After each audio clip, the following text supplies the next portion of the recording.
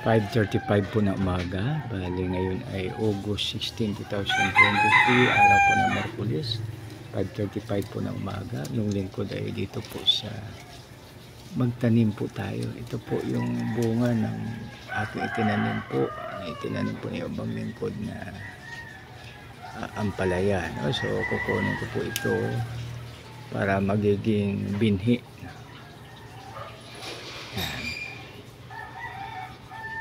So itanim ko na ngayon. Itanim ko na po rito. Ayan. So maganda po dito sa Pilipinas dahil ilagay mo lang ang buto, tutubo po siya. So ito po. Tinago kung ilang buto mayroon siya. Ito ay pangalawang bunga po. Pangalawang bunga siya. Yung isa kinain po namin. Ito pinahinog talaga siya. Para po yung may buto siya na isa, dalawa, tatlo, apat.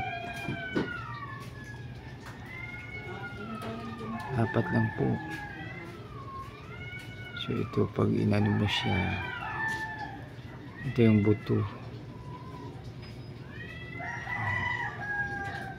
So hindi na patuyuin kundi direct na yung direct. Yan isa.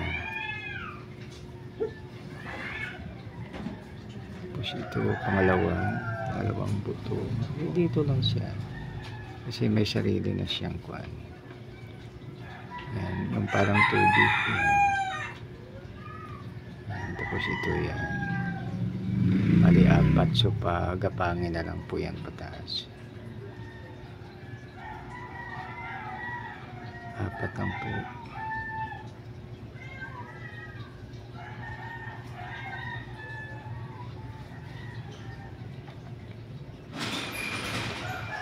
Tapos ito dito na rin siya sa taas, no? Para pabulukin siya. Tapos ito para para may ano siya, may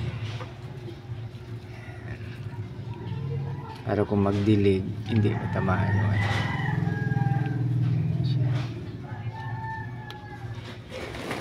Bali August 16. So ano siya, no? So magtanim po tayo. Tapos ito naman ang aking itinanim na alugbati. Galing ito kay Pastor Donald. Ito to. So ano po natin yan. Tapos para hindi siya yan, ito yung alugbati. Tapos ito dalhin po sa farm, mga iba po rito. Parang ano lang siya, parang huno lang. So isang maganda, mapagpala, mapagbiyaya at makadiyos po na umaga sa bawat isa. Tandaan po natin tayo ay nagtanim, subalit ang may kapangyarihan na napalaguin siya, pabuhangin, pabungahin ay ang ating Panginoon. So kaya palagi natin isama ang ating Panginoon ano man ang ating gagawin. So yan, no? So mayroon na siyang itinanim, no? Magtanim po tayo para mayroon po tayong aanihin. Kasi para organic po, no? Kahit dito sa pasukan po siya, wala pong problema. Ayan, no?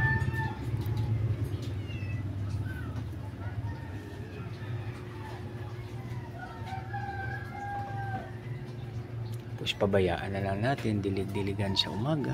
Okay na, para nag-exercise po tayo. Sa muli, maganda umaga sa lahat. God bless us all.